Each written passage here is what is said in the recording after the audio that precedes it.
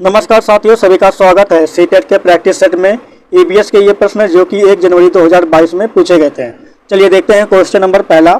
Salad के विषय में निम्नलिखित में से सही कथन चुनिए। तो सही उत्तर है इसका हमारा विकल्प नंबर 4।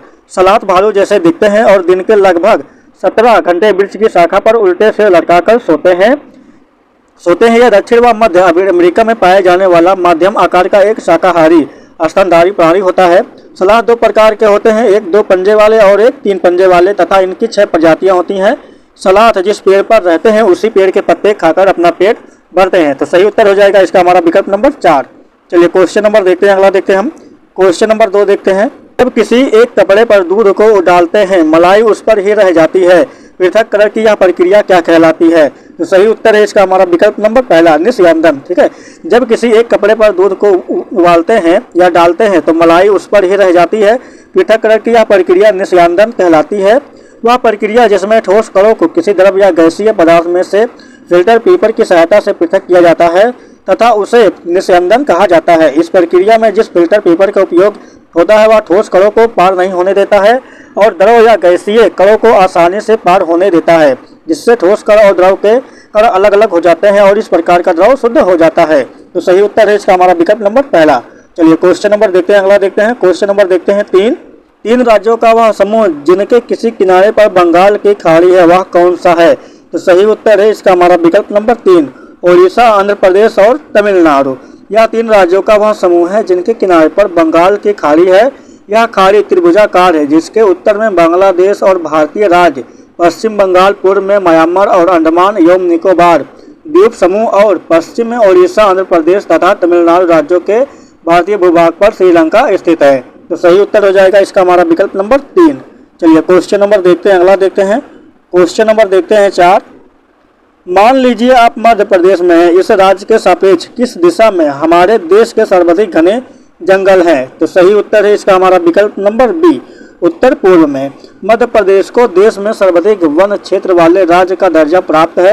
अरुणाचल प्रदेश दूसरे स्थान पर और छत्तीसगढ़ तीसरे स्थान पर है, जबकि अरुणाचल प्रदेश, छत्तीसगढ़ और मध्य प्रदेश के उत्तर पूर्व दिशा में स्थित है। तो सही उत्तर हो जाएगा इसका हमारा विकल्प नंबर 2। चलिए क्वेश्चन नंबर देखते हैं, अगला देखते हैं। क्वेश्चन नंबर 5 देखते हैं। माउंट एवरेस्ट की चोटी की ऊंचाई कितनी है? तो सही उत्तर है इसका हमारा विकल्प नंबर 2, 8,850 मीटर है। यह विश्व का सबसे ऊंचा शिखर माउंट एवरेस्ट समुद्र तल से लगभग 8,850 मीटर ऊंचा है। यह हिमालय की चोटी है। इसे नेपाल में सागर माथा या स्वर्ग का शीर्ष के नाम से जाना जाता है। तो सही उत्तर हो जाएगा इसका हमारा विकल्प नंबर 2। चलिए क्वेश्चन नंबर देखते हैं, अगला क्वेश्चन नंबर 6 देखते हैं।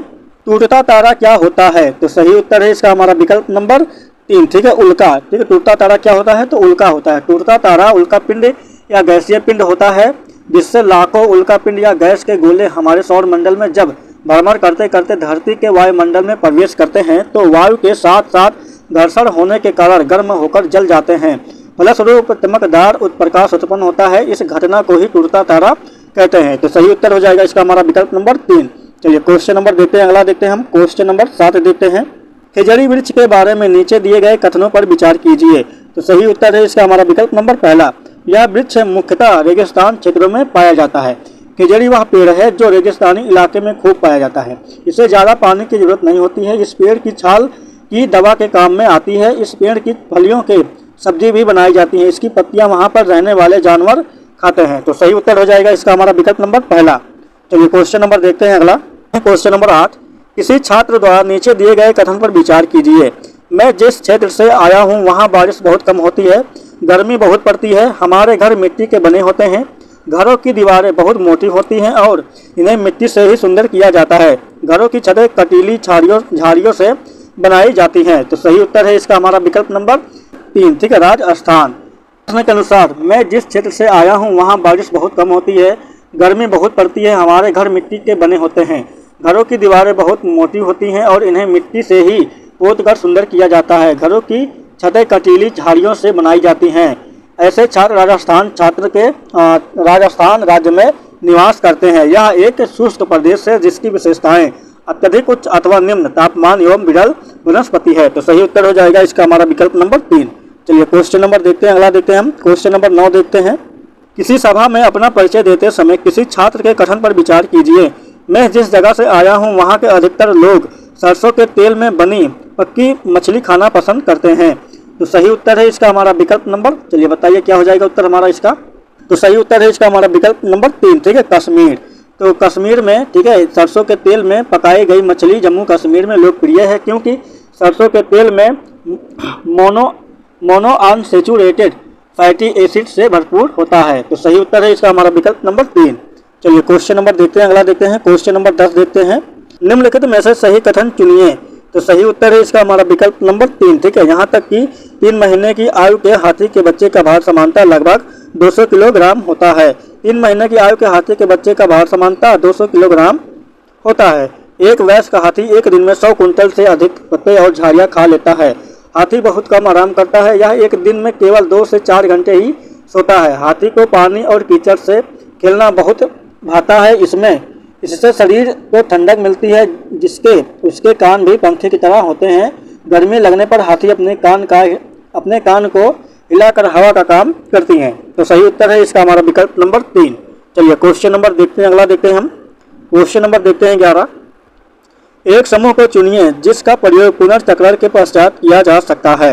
तो इसका उत्तर है हमारा विकल्प नंबर 3, ठीक है। लोहे के किले, कांच की बोतल, स्टील मग और गत्ते का डिब्बा, ये विकल्प हो जाएगा हमारा विकल्प नंबर 3। इसका अर्थ है कचरे को कुछ नए रूप की सामग्री में बदलना। पुरानी तथा फेंकी जाने वाली कांच की बोतलें, लोहे की कीले, स्टील मग, गत्ते का डिब्बा तथा अन्य अनुपयोगी वस्तुएं एकत्र कर कुछ उपयोगी चीजें नया बना सकते हैं। तो सही उत्तर हो जाएगा इसका हमारा विकल्प नंबर 3। चलिए क्वेश्चन नंबर देखते हैं, अगला देखते हैं। क्वेश्चन नंबर देखते हैं 12।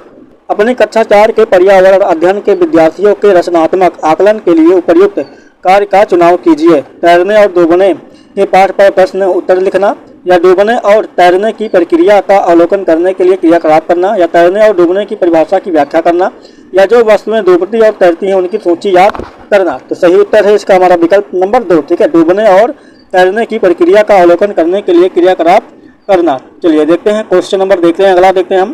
Question number 13। पर्यावरण अध्ययन के शिक्षण में कला एवं कौशल का समावेश करना चाहिए, क्योंकि वह प्रोत्साहित करता है। विकल्प नंबर पहला सृजनात्मकता, दूसरा सहपाठी साथ साथ सीखने को, या तीसरा कक्षा में अनुशासन को, या चौथा समावेशन को। तो उत्तर हो जाएगा इसका हमारा विकल्प नंबर चौथा, ठीक है। विकल्प नंबर चौथा, 1, 2 और 4 ये क्या है, ये तीनों सही हो जाएंगे, क्योंकि तो उत्तर हो जाएगा इसका हमारा विकल्प नंबर 4।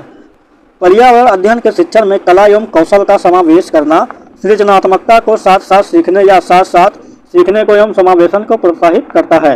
तो सही उत्तर हो जाएगा इसका हमारा विकल्प नंबर 4। चलिए क्वेश्चन नंबर देखते हैं, अगला देखते हैं हम। चलिए देखते हैं क्वेश्चन नंबर 14।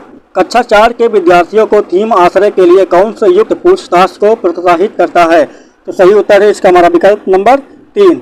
विभिन्न मकान निर्माण स्थलों पर जाने के उपरांत विद्यार्थियों को अपने अनुभव को सुनने के लिए कहना। चलिए देखते हैं क्वेश्चन नंबर देखते हैं, अगला देखते हैं हम। क्वेश्चन नंबर देखते हैं 15। चलिए क्वेश्चन नंबर 15 देखते हैं। प्राथमिक कक्षाओं का पर्यावरण अध्ययन वह विषय क्षेत्र है जिसमें एकीकरण है। तो सही उत्तर है इसका हमारा विकल्प नंबर डी पाठ, विज्ञान, सामाजिक विज्ञान और पर्यावरण शिक्षा के संप्रदाय एवं मुद्दों का प्राथमिक कक्षाओं के पर्यावरण अध्ययन के विषय क्षेत्र में विज्ञान, सामाजिक विज्ञान और पर्यावरण शिक्षा की अवधारणाओं एवं मुद्दों का एकीकरण है। वर्तमान में पर्यावरणीय शिक्षा मानव जाति के लिए अपने अस्तित्व के साथ धरती के अन्य प्राणियों के अस्तित्व के लिए अति आवश्यक है। तो सही उत्तर हो जाएगा इसका हमारा विकल्प नंबर 4। चलिए साथियों, बस आज के इतना ही। साथियों, वीडियो पसंद आया तो वीडियो को लाइक शेयर करके चैनल को सब्सक्राइब जरूर कर दें। चलिए साथियों, वीडियो को देखने के लिए धन्यवाद। नमस्कार साथियों, सभी का स्वागत है सीटेट के ईबीएस प्रैक्टिस सेट में। ये प्रैक्टिस नंबर पार्ट 2 रहेगा, जो कि 1 जनवरी 2022 में पूछे गए थे। चलिए आइए देखते हैं हम क्वेश्चन नंबर देखते हैं। पहला, निम्न में से प्राथमिक स्तर के पर्यावरण अध्ययन का उद्देश्य क्या है। पहला, लैंगिक भेदभाव से संबंधित मुद्दों पर सीखने वाले को संवेदनशील बनाना।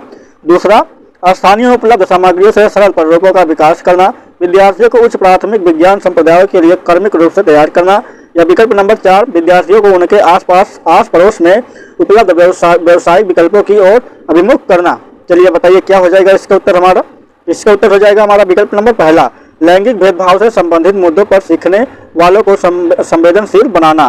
प्राथमिक स्तर के पर्यावरण अध्ययन के उद्देश्य में लैंगिक संवेदनशील का विकास भी समाहित होता है, जबकि पर्यावरण अध्ययन का उद्देश्य अवधारणाओं को समझना है तथा चिंतन करके अपनी अभिव्यक्ति देना है। इससे छात्र के बौद्धिक स्तर में वृद्धि होती है।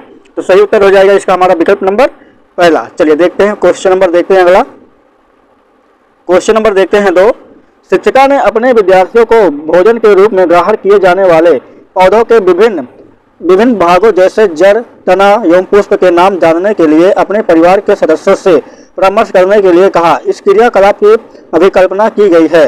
तो बताइए इसका क्या उत्तर हो जाएगा हमारा। पहला, अनुभवात्मक सीखने को प्रोत्साहित करने के लिए। दूसरा, भोजन से संबंधित संप्रदाय के सीखने को प्रोत्साहित करने के लिए या पाठ्य को अधिक आनंददायी और रुचिपूर्ण बनाने के लिए। या चौथा, विद्यार्थियों को भोजन के विषय में खुले मन से खोज करने के लिए अनुमति देना। तो सही उत्तर हो जाएगा इसका हमारा विकल्प नंबर पहला। ठीक है, उत्तर हो जाएगा इसका हमारा विकल्प नंबर पहला। अनुभवात्मक सीखने को प्रोत्साहित करने के लिए शिक्षिका ने अपने विद्यार्थियों को भोजन के रूप में ग्रहण किए जाने वाले पौधों के विभिन्न भागों जैसे जड़, तना एवं पुष्प के नाम जानने के लिए अपने परिवार के सदस्यों से परामर्श करने के लिए कही। इस क्रियाकलाप की अभिकल्पना अनुभवात्मक सीखने को प्रोत्साहित करने के लिए की गई है। तो सही उत्तर हो जाएगा इसका हमारा विकल्प नंबर पहला। चलिए क्वेश्चन नंबर देखते हैं अगला। क्वेश्चन नंबर 3 देखते हैं। देश विवादित विद्यार्थियों को पर्यावरण अध्ययन पढ़ाने के लिए निम्न में से कौन से युक्त सर्वाधिक उपयुक्त है। पहला, कक्षा में मिश्रित सहपाठी समूह बनाएं। दूसरा, किसी कार्य को पूरा करने के लिए अधिक समय दें। तीसरा, किसी भी कार्य को कई भागों में बांटें और प्रत्येक भाग को अलग पढ़ाएं। या चौथा, स्पर्शी शिक्षण अधिगम सामग्री का अधिक उपयोग करें। चलिए बताइए इसका क्या उत्तर हो जाएगा हमारा। इसका उत्तर हो जाएगा हमारा विकल्प नंबर डी पार्ट। ठीक है, स्पर्शी शिक्षण अधिगम सामग्री का अधिक उपयोग करें, क्योंकि क्वेश्चन पूछा गया हमसे दृष्टिबाधित बालकों के लिए। तो इसका उत्तर हो जाएगा हमारा विकल्प नंबर 4, स्पर्शी शिक्षण अधिगम सामग्री का अधिक उपयोग करें। क्वेश्चन नंबर देखते हैं अगला देखते हैं हम। चलिए क्वेश्चन नंबर देखते हैं 4। पर्यावरण अध्ययन का शिक्षण करते हुए पाठ का वह उपयुक्त स्तर जिस पर विद्यार्थियों का आकलन किया जाना है। पहला, पाठ के अंत में। दूसरा, पाठ के आरंभ में। तीसरा, जब विद्यार्थी आकलन के लिए प्रस्तुत करे। या विकल्प नंबर 4, शिक्षण अधिगम के दौरान। चलिए बताइए क्या हो जाएगा इसका उत्तर हमारा। तो सही उत्तर है इसका हमारा विकल्प नंबर 4, शिक्षण अधिगम के दौरान। पर्यावरण अध्ययन का शिक्षण करते हुए विद्यार्थियों का आकलन शिक्षण अधिगम के दौरान करने से उनकी सीखने में समस्याओं का तत्काल निदान संभव होता है। तो सही उत्तर हो जाएगा इसका हमारा विकल्प नंबर 4। क्वेश्चन नंबर देखते हैं अगला देखते हैं हम। चलिए क्वेश्चन नंबर देखते हैं 5। आपको अपने विद्यार्थियों के पर्यावरण अध्ययन परियोजना का आकलन करना है और उन्हें शीघ्र प्रतिपुष्टि फीडबैक देना है। आप आकलन के किस साधन का चुनाव करेंगे। पहला, अवलोकन। दूसरा, क्रम निर्धारण मापनी। तीसरा, जांच मापनी। और चौथा, सहपाठी आकलन। चलिए बताइए क्या उत्तर हो जाएगा हमारा इसका। तो सही उत्तर है इसका हमारा विकल्प नंबर 3, जांच सूची। आपको अपने विद्यार्थियों के पर्यावरण अध्ययन परियोजना का आकलन करना है तो उन्हें शीघ्र प्रतिपुष्टि फीडबैक देना है, तो आप जांच सूची साधन का प्रयोग करेंगे। आकलन की जांच सूची विधि में किसी परिणाम या प्रदर्शन में उपस्थित या अनुपस्थित तत्वों का पता लगाते हैं, जैसे कौशल, व्यवहार, भ्रम आदि। तो सही उत्तर हो जाएगा इसका हमारा विकल्प 3। क्वेश्चन नंबर देखते हैं अगला। चलिए क्वेश्चन नंबर देखते हैं 6। पर्यावरण अध्ययन में सीखने का आकलन का क्या उद्देश्य है। चलिए बताइए। पहला, शिक्षक विद्यार्थियों को उपलब्धियों के विषय में जानकारी एकत्र करे। यह मूल्यांकन की अपेक्षा शिक्षण का एक मार्ग है। यह विद्यार्थियों द्वारा नवीन या नया ज्ञान में दक्षता प्राप्त करने की प्रगति के विषय में प्रतिपुष्टि देता है। या विकल्प नंबर 4, यह विद्यार्थियों के सीखने के बारे में सूचना देता है जिससे अगले चरण के लिए उन्हें सहारा दिया जा सके। तो ये बताइए क्या उत्तर हो जाएगा इसका हमारा। तो सही उत्तर है इसका हमारा विकल्प नंबर पहला। ठीक है, शिक्षक विद्यार्थियों को उपलब्धियों के विषय में जानकारी एकत्र करे। तो सही उत्तर हो जाएगा इसका हमारा विकल्प नंबर पहला। चलिए देखते हैं हम क्वेश्चन नंबर देखते हैं अगला। क्वेश्चन नंबर देखते हैं 7। नई शिक्षा नीति 2020 के अनुसार प्राथमिक कक्षाओं में कक्षा 1 से 5 के लिए निम्न में से क्या असर होगा। पहला, आरंभिक स्तर। दूसरा, मध्य स्तर। या तीसरा, बुनियादी स्तर। चलिए इसमें बताइए क्या उत्तर हो जाएगा हमारा। इसमें उत्तर हो जाएगा हमारा विकल्प नंबर सी पार्ट। ठीक है, पहला और तीसरा यानी आरंभिक स्तर और बुनियादी स्तर। नई शिक्षा नीति यह कहती है कि 2020 के अनुसार प्राथमिक कक्षा 1 से 5 के लिए आरंभिक और बुनियादी स्तर होगा। किसी बच्चे के जीवन में इसके आरंभिक वर्ष 0 से 8 वर्ष वृद्धि और विकास की सर्वाधिक अद्भुत अवधि होती है। हर तरह की शिक्षा और ज्ञान के लिए ये वर्ष आधारशिला का काम करते हैं। तो सही उत्तर हो जाएगा इसका हमारा विकल्प नंबर 3, पहला और तीसरा। चलिए क्वेश्चन नंबर देखते हैं अगला देखते हैं हम। क्वेश्चन नंबर देखते हैं 8। प्राथमिक स्तर पर निम्न में से क्या प्रक्रिया कौशल नहीं है। पहला, मानचित्रण करना। दूसरा, क्रियाशील परिवर्तनों को परिभाषित करना। तीसरा, परिकल्पना की जांच करना। चौथा, तथ्यों को अनुस्मरण करना। चलिए बताइए क्या उत्तर हो जाएगा इसका हमारा। तो सही उत्तर है इसका हमारा विकल्प नंबर 3, परिकल्पना की जांच करना। प्राथमिक स्तर पर परिकल्पना की जांच करना प्रक्रिया कौशल नहीं है। प्रक्रिया कौशल के अंतर्गत मानचित्रण करना, क्रियाशील परिवर्तनों को परिभाषित करना तथा तथ्यों को अनुस्मरण करना आदि हैं। तो इसमें क्वेश्चन में पूछा गया है कौशल नहीं है, तो विकल्प हो जाएगा हमारा 3। सही उत्तर है विकल्प नंबर 3, परिकल्पना की जांच करना। चलिए क्वेश्चन नंबर देखते हैं, अगला देखते हैं हम। क्वेश्चन नंबर देखते हैं 9। टीम, परिवार तथा मित्र में निम्न में से कौन सा उप थीम है? तो चलिए बताइए क्या हो जाएगा। पहला, चीजें जो हम बनाते हैं और करते हैं। दूसरा, कार्य और खेल। तीसरा, भोजन एवं जल। चौथा, हमारा आश्रय। चलिए बताइए क्या हो जाएगा इसका उत्तर हमारा। तो सही उत्तर है इसका हमारा विकल्प नंबर 2 पार्ट, कार्य और खेल। परिवार वह है जिसमें रहने वाले लोगों या व्यक्तियों में रक्त संबंध पाया जाता है तथा थीम परिवार तथा मित्र में प्रमुख विषय में 4 उप विषय होते हैं। पहला संबंध, दूसरा कार्य और खेल, तीसरा जानवर तथा पौधे हैं। पौधों और जानवरों को सचेत रूप से परिवार और दोस्तों के विषय में के तहत शामिल किया गया है ताकि यह उजागर किया जा सके कि कैसे मनुष्य उनके साथ घनिष्ठ संबंध साझा करते हैं और उन्हें अध्ययन करने के लिए एक समग्र और एकत्रित वैज्ञानिक और सामाजिक परिप्रेक्ष्य भी प्रदान करते हैं। तो सही उत्तर हो जाएगा इसका हमारा विकल्प नंबर 2 पार्ट। चलिए क्वेश्चन नंबर देखते हैं अगला। क्वेश्चन नंबर देखते हैं 10। निम्न में से कौन सा एक अपसारी प्रश्न है जो पर्यावरण अध्ययन की शिक्षिका अपने छात्राओं की रचनात्मक क्षमता को प्रोत्साहित करने के लिए पूछेगी? पहला, मृदा में प्याज के बीजों को बोने से लेकर फसल काटने तक के चरण कौन से हैं? दूसरा, दिल्ली जैसे शहरों में वायु प्रदूषण को कम करने के लिए आप क्या कदम उठाएंगे? तीसरा, लवर के विलयन से आप लवर कैसे पृथक करेंगे? चौथा, पत्तियों का रंग हरा क्यों होता है? तो चलिए बताइए क्या हो जाएगा इसका उत्तर हमारा। तो सही उत्तर है इसका हमारा विकल्प नंबर बी पार्ट। ठीक है, उत्तर हो जाएगा हमारा विकल्प नंबर बी पार्ट। दिल्ली जैसे शहरों में वायु प्रदूषण को कम करने के लिए आप क्या कदम उठाएंगे? चलिए देखते हैं क्वेश्चन नंबर, देखते हैं अगला। चलिए देखते हैं क्वेश्चन नंबर 11। विद्यार्थियों द्वारा पर्यावरण अध्ययन के सीखने का गत्यात्मक, समग्र तथा अनुभवात्मक प्रकृति का उत्तम आकलन किया जा सकता है। पहला, क्रम निर्धारण मापनी द्वारा। दूसरा, पेन पेपर परीक्षा द्वारा। तीसरा, विश्वसनीय आकलन व्यक्तियों द्वारा। या चौथा, मौखिक परीक्षा द्वारा। तो सही उत्तर हो जाएगा इसका हमारा विकल्प नंबर 3, विश्वसनीय आकलन व्यक्तियों द्वारा। विद्यार्थियों द्वारा पर्यावरण अध्ययन के सीखने का गत्यात्मक, समग्र तथा अनुभवात्मक प्रकृति का उत्तम आकलन विश्वसनीय आकलन व्यक्तियों द्वारा किया जा सकता है। आकलन का अभिप्राय अंतिम निर्णय से नहीं बल्कि यह एक प्रक्रिया है जिसके द्वारा विभिन्न प्रक्षेपण आंकड़ों के मध्य तुलना की जाती है। आकलन का उद्देश्य सीखने के दौरान बच्चों की उपलब्धि की गुणवत्ता के तो परखना होता है। तो सही उत्तर हो जाएगा इसका हमारा विकल्प नंबर 3, विश्वसनीय आकलन व्यक्तियों द्वारा। चलिए साथियों, बस आज के लिए इतना ही। साथियों, वीडियो पसंद आया तो वीडियो को लाइक शेयर करके चैनल को सब्सक्राइब जरूर कर लें। चलिए साथियों, वीडियो को देखने के लिए धन्यवाद। नमस्कार साथियों, सभी का स्वागत है सीटेट के प्रैक्टिस सेट में। चलिए हम देखते हैं पर्यावरण के कुछ महत्वपूर्ण प्रश्न जो कि 3 जनवरी 2022 में पूछे गए थे। चलिए आइए देखते हैं हम क्वेश्चन नंबर पहला। निम्नलिखित में से कौन से जानवर का आगे का दांत उसकी पूरी जिंदगी बढ़ता रहता है? पहला, बिल्ली। दूसरा, गिलहरी। तीसरा, सांप। या चौथा, बाघ। तो सही उत्तर है इसका हमारा विकल्प नंबर 2, गिलहरी। गिलहरी के सामने का दांत जीवन भर बढ़ते रहते हैं। जो दांतों को अधिक लंबा होने से रोकने के लिए उन्हें वस्तुओं को कुतरते रहना पड़ता है। तो सही उत्तर हो जाएगा इसका हमारा विकल्प नंबर 2, गिलहरी। क्वेश्चन नंबर देखते हैं अगला। चलिए देखते हैं क्वेश्चन नंबर 2। नीचे दिए गए विकल्पों में से मधुमक्खी की सर्वाधिक उपयुक्त विशेषताएं चुनिए या पहचानिए। पहला, केवल रानी मक्खी ही अंडे देती हैं। दूसरा, नर मक्खी की कार्यकर्ता के रूप में कोई विशेष भूमिका नहीं होती है। तीसरा, सभी मादा मक्खी अंडे देती हैं। या चौथा, कार्यकर्ता मक्खी भोजन को खोजती हैं और उसे छाते में लेकर आती हैं। चलिए बताइए क्या हो जाएगा इसका उत्तर हमारा क्वेश्चन नंबर 2 का। तो सही उत्तर हो जाएगा इसका हमारा विकल्प नंबर 3 पार्ट। ठीक है, सी। 1, 2 और 4 क्वेश्चन में पूछा गया है। 2 में पहला, दूसरा और चौथा ये तीनों सही हैं।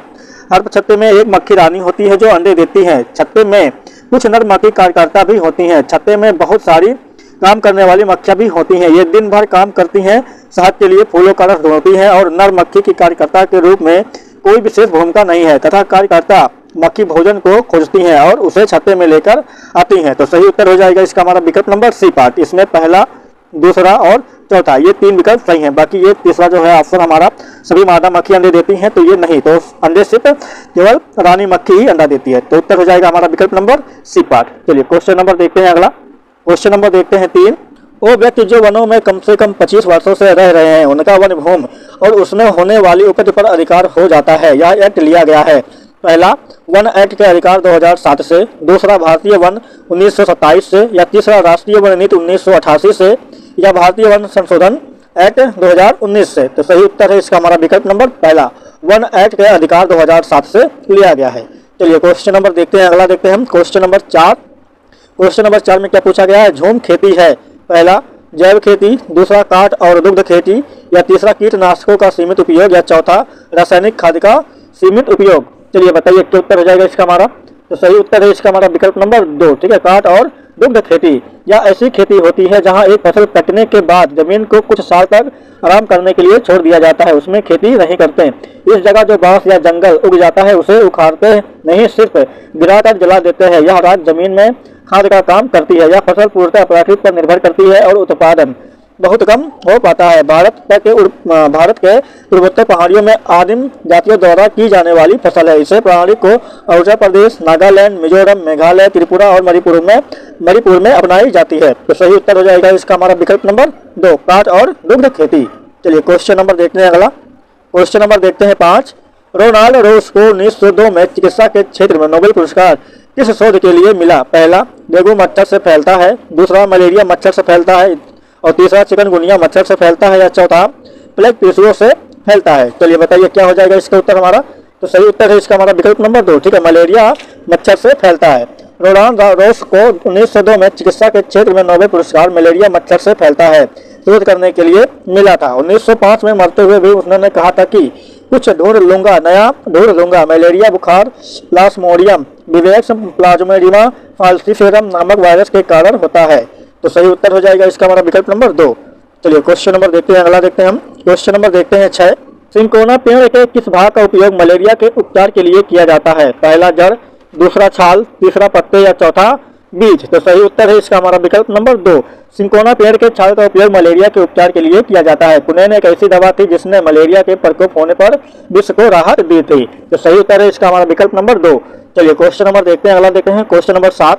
सांप के जहरीले दांतों को क्या कहा जाता है? विकल्प नंबर पहला कसक, या दूसरा विषदंत, या तीसरा छेदक, या चौथा सल्क। चलिए बताइए क्या हो जाएगा इसका उत्तर हमारा? तो इसका उत्तर हो जाएगा हमारा विकल्प नंबर 2, ठीक है, विषदंत। सांप के जहरीले दांतों को विषदंत, यमदूती, मकड़ी, कराली और कालरात भी कहा जाता है। तो सही उत्तर हो जाएगा इसका हमारा विकल्प नंबर 2। चलिए क्वेश्चन नंबर देखते हैं, अगला देखते हैं। Question number 8। निम्नलिखित में से भारत में मिलने वाला कौन सा सांप जहरीला नहीं होता है? पहला दुबोइया, और दूसरा अफाई, और तीसरा भारतीय सैल अजगर, या चौथा कुरेत। चलिए बताइए क्या हो जाएगा इसका उत्तर हमारा? तो सही उत्तर है इसका हमारा विकल्प नंबर सीपा, ठीक है, भारतीय सैल अजगर, जो कि पायथान के नाम से जाना जाता है। भारत में भारतीय सैल अजगर पायथान सांप जहरीला नहीं है। हमारे देश में पाए जाने वाले सांपों में से केवल 4 तरह के सांप ही जहरीले होते हैं: नाग, कुरैत, दुबैया, रसल और वाइपर। अफाई सांप जब किसी को काटता है तो उसके 2 खोखले जहर वाले दांतों से उस व्यक्ति के शरीर में जहर चला जाता है। तो सही उत्तर है इसका हमारा विकल्प नंबर 3, भारतीय सैल अजगर। चलिए क्वेश्चन नंबर देखते हैं, अगला देखते हैं। क्वेश्चन नंबर देखते हैं 9। वर्मी कंपोस्टिंग एक विधि है जिसमें खाद बनाने में क्या उपयोग किया जाता है? पहला फीता कृमि, दूसरा जोंक, और तीसरा केंचुए, और चौथा अंकुश कृमि। चलिए बताइए क्वेश्चन नंबर 9 का बताइए क्या उत्तर हो जाएगा हमारा? तो सही उत्तर है इसका हमारा विकल्प नंबर 3, ठीक है, केंचुए। वर्मी कंपोस्ट एक विधि है जिसमें खाद बनाने के लिए केंचुए उपयोग होते हैं। इसे केंचुआ खाद भी कहा जाता है। यह पोषण पदार्थों से भरपूर एक उत्पन्न जैव उर्वरक होता है। यह केंचुआ तथा अन्य कीड़ों के द्वारा वनस्पतियों एवं भोजन के कचरे आदि को विघटित करके बनाई जाती है। तो सही उत्तर है इसका हमारा विकल्प नंबर 3। चलिए क्वेश्चन नंबर देखते हैं, अगला क्वेश्चन नंबर देखते हैं 10। पश्मीना ऊन किस जानवर से मिलती है? विकल्प नंबर पहला भेड़, दूसरा ऊंट, तीसरा बकरी, और चौथा एल्पेका। चलिए क्वेश्चन नंबर 10 का बताइए। तो सही उत्तर हो जाएगा इसका हमारा विकल्प नंबर 3, ठीक है, बकरी। पश्मीना ऊन किस जानवर से मिलती है? तो बकरी से मिलती है। पश्मीना ऊन पहाड़ी बकरियों की एक खास नस्ल होती है जो लगभग 5000 मीटर की ऊंचाई पर रह सकती है। यहाँ सर्दियों में तापमान 0 सेंटीग्रेड से भी बहुत कम होती है। तो सही उत्तर हो जाएगा इसका हमारा विकल्प नंबर 3। चलिए क्वेश्चन नंबर देखते हैं, अगला क्वेश्चन नंबर देखते हैं 11। अधूरे जले जोसमी से फैलती है। विकल्प नंबर पहला CO, या दूसरा CO2, तीसरा SO2, या चौथा NO। चलिए बताइए क्या उत्तर हो जाएगा इसका हमारा?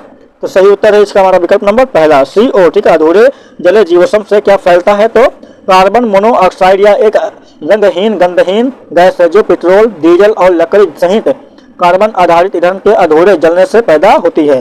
तो सही उत्तर है इसका हमारा विकल्प नंबर पहला। चलिए क्वेश्चन नंबर देखते हैं, अगला देखते हैं हम। क्वेश्चन नंबर देखते हैं 12।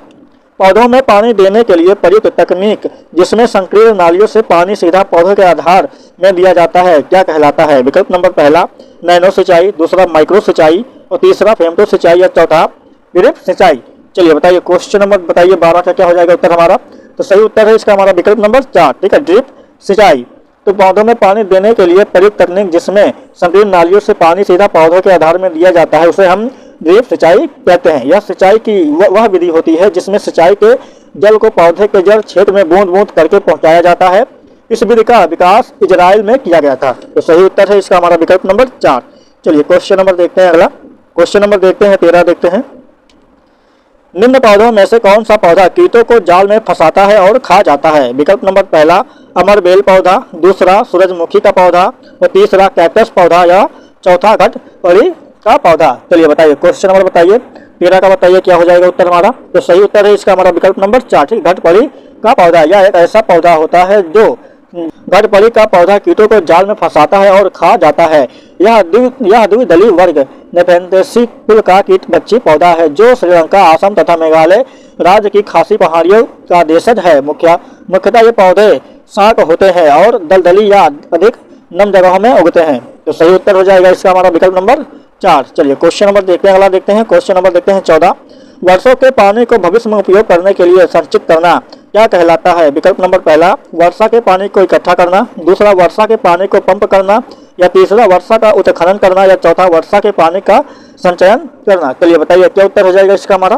तो सही उत्तर है इसका हमारा विकल्प नंबर 4, ठीक है, वर्षा के पानी का संचयन करना। वर्षा के पानी को भविष्य में उपयोग करने के लिए संचित करना वर्षा के पानी का संचयन कहलाता है। वर्षा जल संचयन एक तकनीक है जिसका उपयोग भविष्य में इस्तेमाल करने के लिए उद्देश्य जैसे कृषि आदि के लिए अलग अलग संसाधनों के विभिन्न माध्यमों के इस्तेमाल के द्वारा बारिश के पानी को बचाकर रखना और इकट्ठा करने की एक प्रक्रिया है। तो सही उत्तर हो जाएगा इसका हमारा विकल्प नंबर 4। चलिए क्वेश्चन नंबर देखते हैं, अगला क्वेश्चन नंबर देखते हैं 15। निम्नलिखित में से कौन से रोग मच्छरों से फैलते हैं? चलिए बताइए, क्वेश्चन नंबर बताइए 15 का बताइए, कौन से रोग मच्छरों से काटने से फैलते हैं? विकल्प नंबर पहला मलेरिया, दूसरा निमोनिया, तीसरा डेंगू या चौथा चिकनगुनिया। क्वेश्चन नंबर 15 का बताइए क्या हो जाएगा उत्तर हमारा। तो सही उत्तर है इसका हमारा विकल्प नंबर सी पार्ट, ठीक है, पहला और तीसरा और चौथा। तो मच्छर के काटने से मलेरिया, डेंगू, चिकनगुनिया रोग मच्छरों से फैलता है, जबकि निमोनिया फेफड़ों का एक संक्रमण रोग है जो वायरस, बैक्टीरिया या कवक के कारण होता है। तो सही उत्तर है इसका हमारा विकल्प नंबर सी पार्ट, यानी पहला, तीसरा और चौथा सही है, बाकी ये दूसरा गलत है। आज हम देखेंगे 4 जनवरी 2022 में जो कि प्रश्न पूछे गए थे। ये पार्ट नंबर 1 रहेगा। चलिए देखते हैं क्वेश्चन नंबर पहला। मगरमच्छ मुख्य रूप से शिकारियों द्वारा मारे जाते हैं। पहला सींगों के लिए, त्वचा के लिए, दांतों के लिए या खुशबू के लिए। तो सही उत्तर है इसका हमारा विकल्प नंबर बी पार्ट, ठीक है, त्वचा के लिए। मगरमच्छ मुख्य रूप से त्वचा के लिए शिकारियों द्वारा मारे जाते हैं क्योंकि मगरमच्छ की त्वचा का उपयोग मुख्य रूप से हैंडबैग, जूते व अन्य भोग विलास की वस्तुओं जैसे बेल्ट, पर्स और फर्नीचर के उत्पादन के लिए किया जाता है। और मगरमच्छ की उम्र कम से कम 30 से 40 वर्ष और बड़ी प्रजातियों के मामले में इनकी उम्र 60 से 70 वर्ष होती है। तो सही उत्तर है इसका हमारा विकल्प नंबर बी पार्ट, त्वचा के लिए। चलिए क्वेश्चन नंबर देखते हैं, अगला देखते हैं। क्वेश्चन नंबर देखते हैं 2। बोरा चिपचिपे चावल की एक समान किस्म है, यह मुख्य रूप से कहाँ पाया जाता है? पहला असम में, बिहार में, उड़ीसा में या तमिलनाडु में। चलिए बताइए कौन सा उत्तर है इसका हमारा। तो सही उत्तर है इसका हमारा विकल्प नंबर पहला, ठीक है, असम में। बोरा चिपचिपे चावल की एक सामान्य किस्म है जो मुख्य रूप से असम में पाई जाती है। असम के कोकराझार, बारपेटा, नलबाड़ी, बक्सा, धुबरी और दरदंग और कामरूप जैसे जिलों में बोई जाती है तथा इस चावल की प्रजाति को आसमिया मुलायम चावल कहा जाता है। तो सही उत्तर है इसका हमारा विकल्प नंबर पहला। चलिए क्वेश्चन नंबर देखते हैं, अगला देखते हैं हम। क्वेश्चन नंबर देखते हैं 3। सर्दियों में दादी अक्सर निम्नलिखित के घोल से त्वचा को रूखेपन से बचाने के लिए उपयोग करती हैं। पहला गुलाब जल और आसुत जल, दूसरा गुलाब जल या ग्लिसरीन और नींबू का रस, तीसरा नींबू का रस और दूध, चौथा गुलाब जल और सिरका। चलिए बताइए कौन सा उत्तर हो जाएगा हमारा। क्वेश्चन नंबर 3 का सही उत्तर है इसका हमारा विकल्प नंबर बी पार्ट, ठीक है, गुलाब जल, ग्लिसरीन और नींबू का रस। सर्दियों में दादी अक्सर अपने त्वचा को रूखेपन से बचाने के लिए गुलाब जल, ग्लिसरीन और नींबू के रस का इस्तेमाल करती हैं। इनके इस्तेमाल से करने से गुलाब जल, ग्लिसरीन और नींबू के रस से न केवल त्वचा में निखार आती है बल्कि इनका उपयोग मुहासों को साफ करने में भी किया जाता है। चलिए तो सही उत्तर हो जाएगा इसका हमारा विकल्प नंबर बी पार्ट। चलिए क्वेश्चन नंबर देखते हैं, अगला क्वेश्चन नंबर देखते हैं 4। एक छोटे से पेड़ या झाड़ी की शाखा से लटकने वाला घोंसला बनाने वाला पक्षी है। पहला सूर्य पक्षी, दूसरा कावा और तीसरा बारबेट और चौथा भारतीय राबिन। चलिए बताइए क्वेश्चन नंबर 4 का बताइए उत्तर क्या है। सही उत्तर है इसका हमारा विकल्प नंबर पहला, ठीक है। सूर पक्षी एक छोटे से पेड़ या झाड़ी की शाखा से लटकने वाला घोंसला बनाने वाला पक्षी सूर पक्षी है। सूर पक्षी को ही हम परपाल या शक्कर खोरा के नाम से जाना जाता है। इनके घोंसले में बाल, बारीक घास, पतली टहनियाँ, सूखे पत्ते, रुई, पेड़ की छाल के टुकड़े और कपड़ों के चिथड़े होते हैं। तो सही उत्तर है इसका हमारा विकल्प नंबर पहला। चलिए क्वेश्चन नंबर देखते हैं, अगला देखते हैं हम। क्वेश्चन नंबर देखते हैं 5।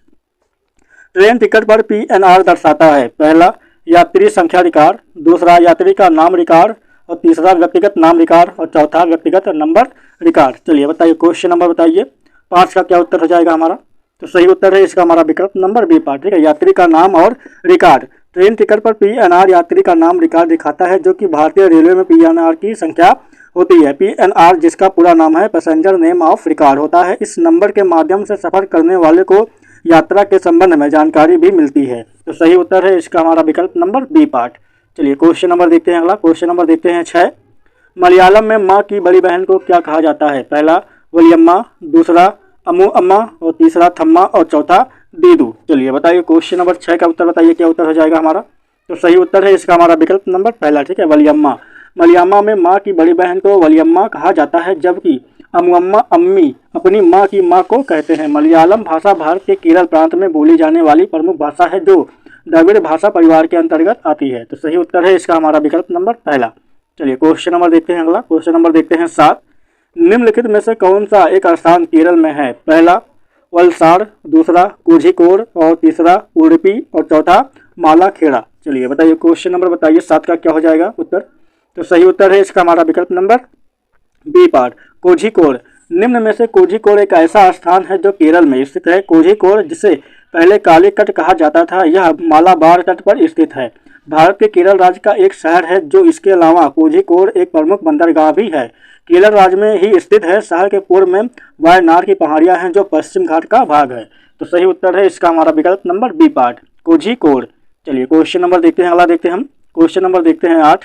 गांव का नाम वहां उगने वाले खेजड़ी पेड़ों के कारण पड़ा। इस गांव के लोग पौधों और पेड़ों और जानवरों की बहुत देखभाल करते हैं। भारत में यह गांव कहां पर स्थित है। पहला उत्तरांचल में, दूसरा उत्तर प्रदेश में, तीसरा राजस्थान में, चौथा महाराष्ट्र में। चलिए बताइए उत्तर क्या है इसका हमारा क्वेश्चन नंबर 8 का।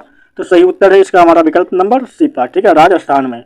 इस गांव का नाम वहां आने वाले कई खेजड़ी पेड़ों के कारण पड़ा। इस गांव के लोग पौधों, पेड़ों और जानवरों की बहुत देखभाल करते हैं। भारत में यह राजस्थान के जोधपुर जिले में स्थित है, जो कि खेजड़ी नाम पेड़ रेगिस्तान इलाके में खूब पाया जाता है। इस पेड़ को ज़्यादा पानी की जरूरत नहीं होती है, तथा इस पेड़ की छाल दवा के काम आती है, और इस पेड़ की लकड़ी में कीड़ा भी नहीं लगता है, और इस पेड़ की फलियों की सब्जी भी बनाई जाती है। तो सही उत्तर है इसका हमारा विकल्प नंबर सी पार्ट, ठीक है, राजस्थान। चलिए क्वेश्चन नंबर देखते हैं, अगला देखते हैं हम। क्वेश्चन नंबर देखते हैं 9। तो साथियों अभी तक वीडियो को लाइक नहीं किए हैं, वीडियो को लाइक कर दें और चैनल को सब्सक्राइब जरूर कर दें। चलिए देखते हैं क्वेश्चन नंबर 9।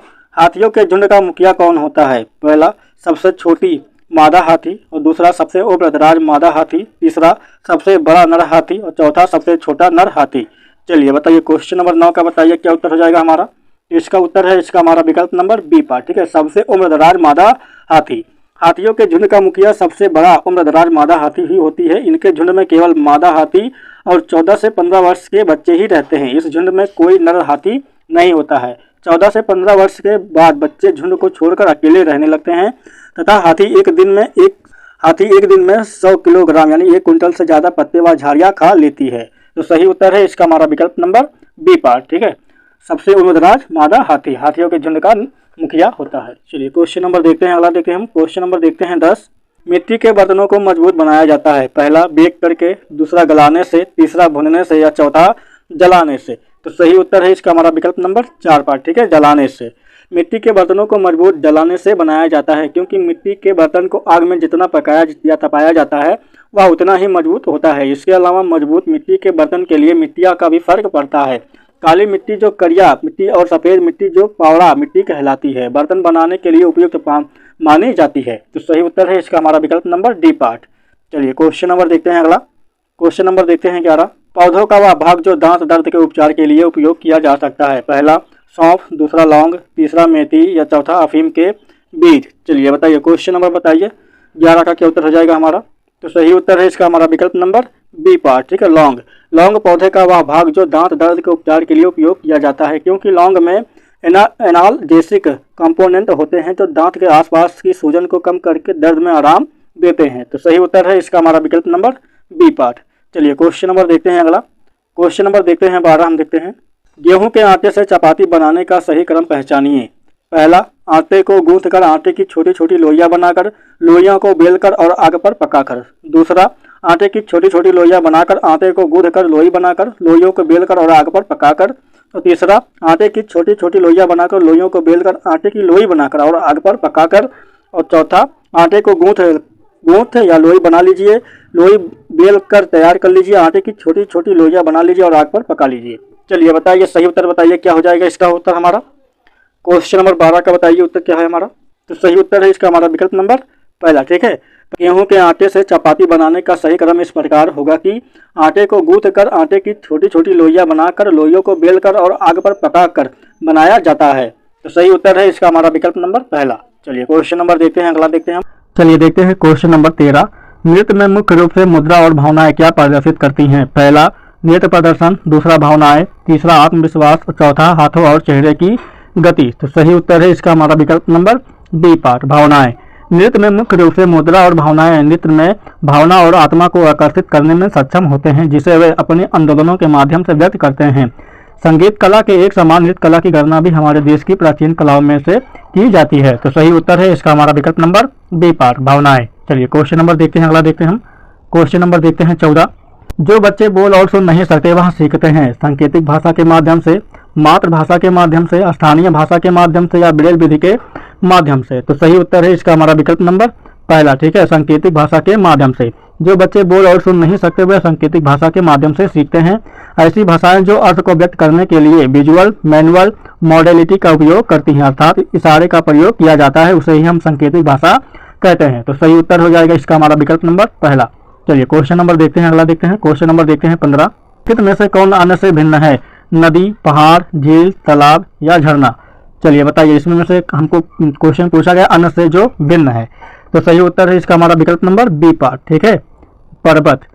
नदी, पहाड़, झील, तालाब व झरना में सबसे भिन्न पर्वत है, क्योंकि नदी, झील, तालाब व झरना में सब जल के स्रोत हैं, जबकि पहाड़ में किसी भी प्रकार का जल का संचयन नहीं होता है। तो सही उत्तर हो जाएगा इसका हमारा विकल्प नंबर बी पार्ट। चलिए साथियों, बस आज पे इतना ही। साथियों, वीडियो पसंद आया है तो वीडियो को लाइक शेयर करके चैनल को सब्सक्राइब जरूर कर दें। चलिए साथियों, वीडियो को देखने के लिए धन्यवाद।